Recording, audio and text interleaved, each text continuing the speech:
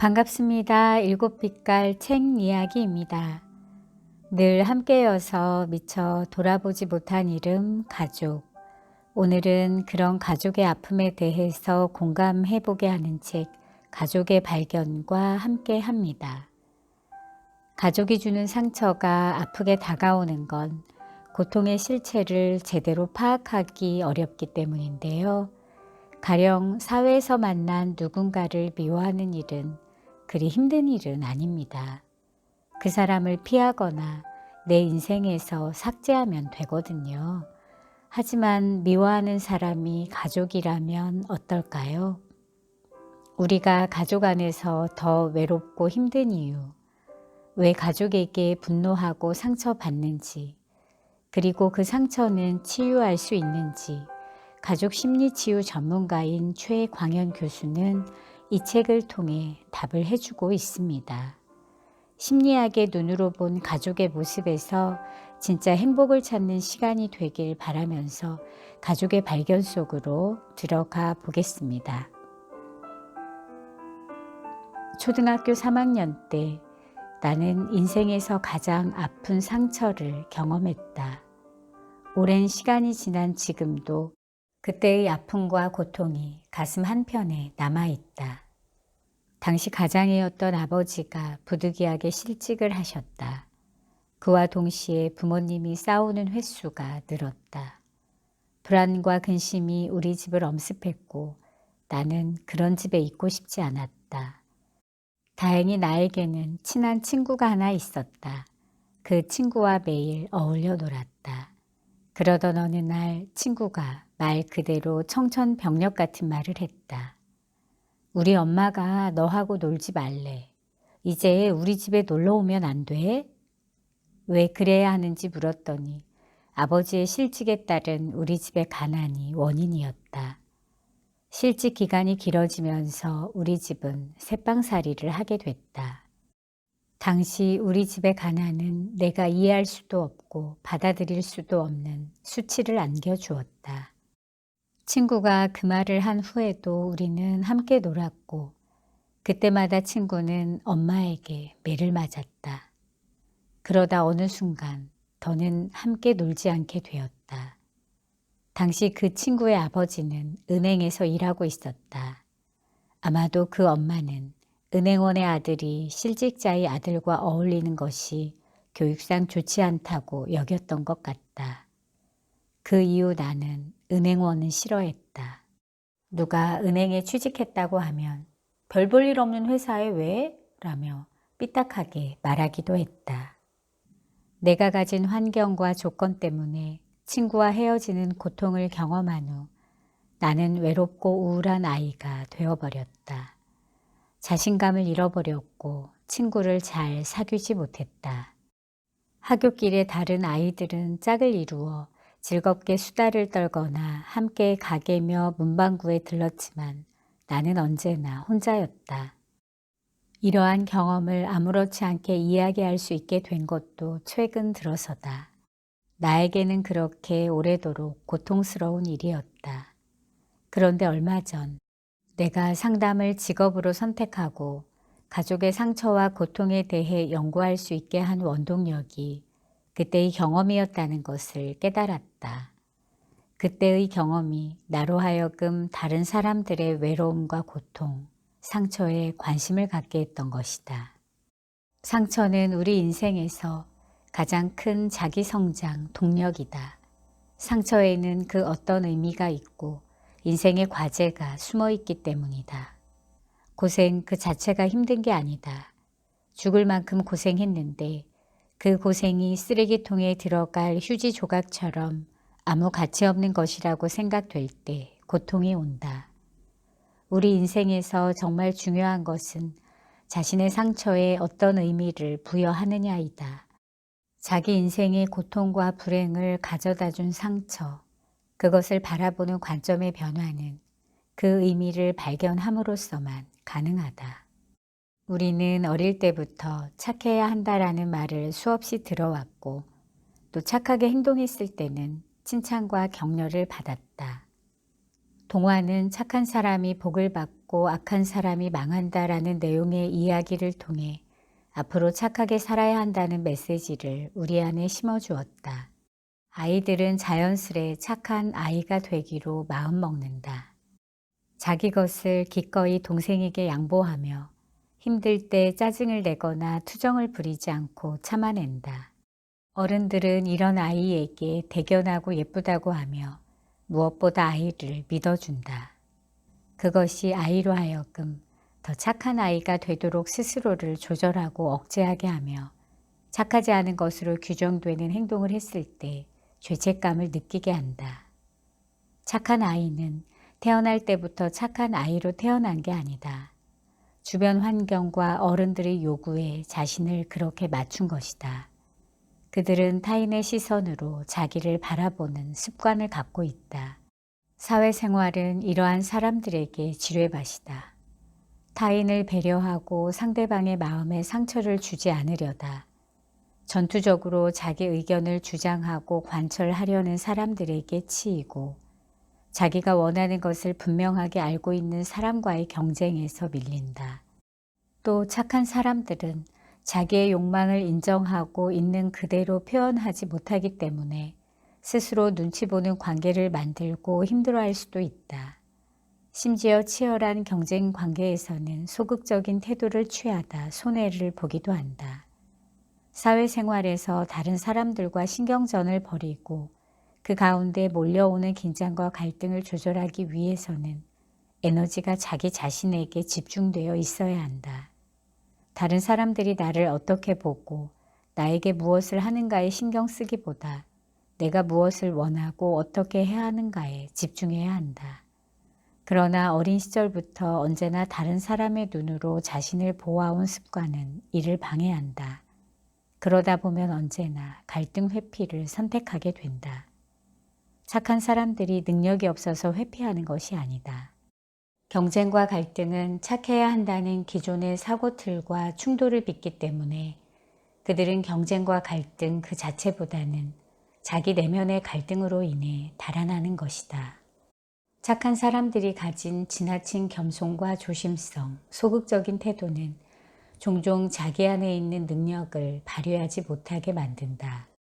싸우고 경쟁해야 할 때는 그렇게 해야 한다. 이것은 착한 사람이기를 포기해야 한다는 말이 아니다. 자신이 완벽하지 않아도 무언가 실수하고 잘못을 해도 이기적으로 행동해도 그리고 때로는 착하지 않아도 자기의 부족한 부분을 인정하고 용서하고 화해할 수 있는 능력이 필요하다. 자신의 감정과 욕망을 누르고 타인에게 나를 맞추려는 노력은 내면의 긴장과 갈등을 유발시키는데 대개는 이런 감정을 외부에 드러내기보다 스스로에게 돌린다. 남편과 아내는 성실하지 못해서 참지 못해서 버티지 못해서 무너진 것이 아니다. 그동안 너무 참아왔기 때문에 무너진 것이다. 우리는 자기의 생각을 표현하고 원하는 것을 얻기 위해 자기 주장을 한다. 자기 주장을 세련되게 하는 사람도 있고 그렇지 못한 사람도 있다. 또 자기 주장을 아예 못하는 사람도 있다. 가족치료사 버지니아 사티어 또한 가족이 의사소통에 서툴고 미숙한 태도를 갖고 있으면 가족 구성원은 감정을 지나치게 억압하고 표출하지 못해 분노가 쌓이게 된다라고 했다. 즉 분노를 일으키는 상황 자체보다 그것을 표현하지 못하는 데서 문제가 생긴다는 것이다. 분노의 표현이 허락되지 않는다는 것은 욕구 자체를 허용하지 않는다는 의미이다. 욕구와 분노가 표출되지 못한 채 내면에 쌓이면 분노는 부패되고 변질되어 원망이라는 감정으로 변한다. 분노는 사랑과 관심, 이해를 원하는 감정이지만 원망은 파괴를 원하는 감정이다. 상대를 파괴하려고 하거나 아니면 자기 자신을 파괴하려고 한다. 이런 사람은 가족들과 주변 사람들에게 고집불통의 구제불능인 사람으로 비춰지고 자신을 그렇게 여기는 가족들로부터 점점 더 멀어져 스스로를 가두게 된다. 회복은 자신의 내면에 쌓여있는 감정의 정체를 알아채는 데에서 시작된다. 분노와 좌절, 원망이 쌓여갈 때 대부분의 사람은 자기 안에 있는 분노를 인식하지 못한다. 억눌린 분노를 깨닫게 되면 비로소 치료가 시작된다. 자신을 인정해주고 지지해주고 이해해주는 공감의 메아리를 만나면 누구나 세상에 대한 분노와 의심의 눈초리를 거두게 된다. 마음 따뜻한 자신감과 자기 표현의 용기를 얻게 된다. 공감은 분노를 표현하게 하는 마음의 영양소인 셈이다. 이제 막 사춘기로 들어서는 나의 초등학교 6학년 아들 녀석은 가끔씩 화가 나거나 억울하면 살짝 웃는 얼굴을 하고 아빠라고 말하면서 가운데 손가락을 들어 보인다. 그럴 때면 나는 황당하고 어이가 없어서 어떻게 행동해야 할지 몰랐다. 돌아보면 어린 시절 나는 내 감정과 욕망을 잘 표현하지 못했다.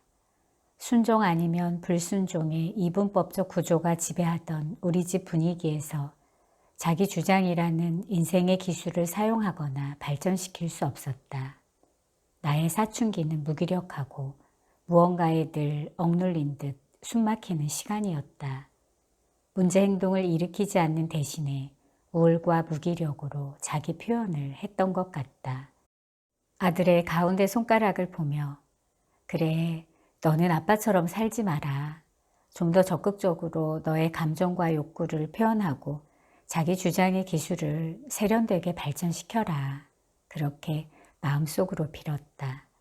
아들 녀석은 당연히 이런 아빠의 마음을 모르겠지만 당당하고 세련되게 자기 주장을 펼치는 사람으로 성장하기를 바란다. 관계의 문제는 상대방이 주도권을 쥐고 있는 것 같지만 알고 보면 자기가 주도권을 쥐고 있고 자기의 문제인 경우가 많다. 해결의 열쇠를 상대방이 쥐고 있다고 생각하면 우리는 답답함과 조급함, 때로는 절망마저 느끼게 된다. 하지만 열쇠가 자신에게 있다는 것을 알게 되면 부담감이 훨씬 덜해진다. 우리는 삶 속에서 겪는 문제와 갈등 그 자체보다는 해결을 위한 주도권이 자신에게 없다는 사실에 더 큰 무기력을 느끼기 때문이다. 프리드리히 니체가 말했듯 살아있는 모든 존재는 권력이 필요하다. 단지 힘에 대한 갈망이 아니라 인정받기 위해서 자존감을 획득하고 자기의 삶의 의미를 얻기 위해서이다.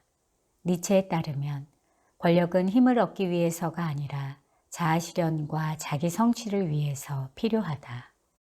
우리는 일생 동안 사랑이 필요한 존재이다. 아이에서 어른으로 누군가에게 의존적인 존재에서 누군가를 책임지는 존재로 성장하고 육체적으로나 정신적으로 성숙한 어른이 되기 위해 사랑이 필요하다. 자신의 인생을 수용하고 자아를 실현하기 위해서 반드시 사랑이 필요하다. 프로이트는 회복은 결국 사랑에 있다라고 말한다. 사랑이 부족해서 생긴 모든 결과는 사랑을 통해서 회복될 수 있다. 가족들끼리는 서로 자발적으로 불이익을 감수하고 때로는 자기에게 가장 소중한 것을 조건 없이 내주기도 한다. 가족 안에서 누군가 사회적 통념에 따라 행동할 것을 요구하고 법대로 하자고 하면 그 가족은 서로 상처를 받고 결국 뿔뿔이 흩어지게 된다. 이제 더 이상 소속감을 주는 가족이 아니게 되어버렸기 때문이다. 가족은 우리의 마지막 피난처이다. 그렇기 때문에 가족 안에서 버림받은 사람은 더 이상 갈 곳이 없고 가족 안에서 소속감을 얻지 못한 사람의 아픔은 실로 엄청나다. 가족 안에서 소속감을 느끼지 못하는 사람은 뼛속까지 사무치는 외로움의 고통을 받는다. 가족이 있지만 정작 가족 안에서 더 외롭고 깊은 공허감에 시달리게 된다. 이유를 모르는 슬픔이 가슴 한구석을 떠나지 않는다. 가족이 있지만 가족 중 그 누구도 관심을 기울여 주지 않는다. 이런 사람은 혼자 웅크리고 앉아서 바닥을 응시하거나 아니면 허공을 멍하니 바라보곤 한다. 그에게 가족은 안전한 쉼의 공간이 아닌 긴장감과 불안감을 주는 고통의 현장이다. 소속감에 상처가 있는 사람이 가족과 자신을 둘러싼 사회적 집단이 주는 고통에서 벗어나기 위해서는 먼저 손을 잡아주는 사람이 필요하다. 사람이 주는 따뜻한 위로와 지지는 상처를 완벽히 치유해 주지 못하지만 그 온기는 충분히 전달된다. 아마도 우리 모두에게는 한 명쯤 이런 사람이 있지만 미처 자각하지 못했을 뿐인지도 모른다. 소속감의 상처는 신뢰의 상처이다. 사람과 사람 사이에 만들어지는 신뢰에는 치유의 힘이 있다.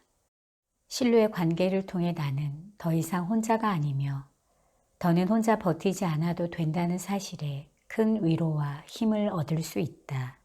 단 잊지 말아야 할 것이 있다. 신뢰 관계의 형성과 지속은 상대방의 책임이 아닌 나의 책임이기도 하다.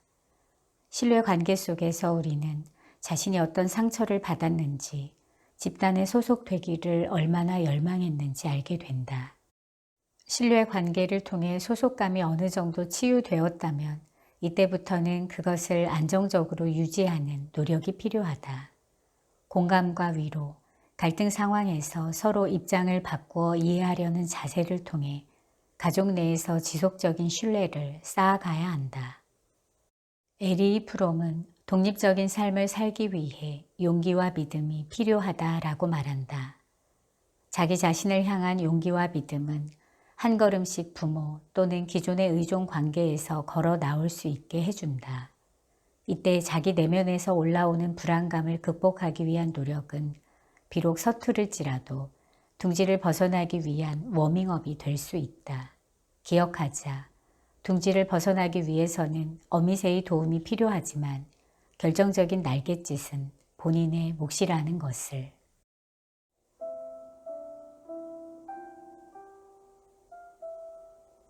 오늘은 가족에게 더 이상 상처받고 싶지 않은 나를 위한 심리학, 가족의 발견과 함께 했습니다. 감사합니다.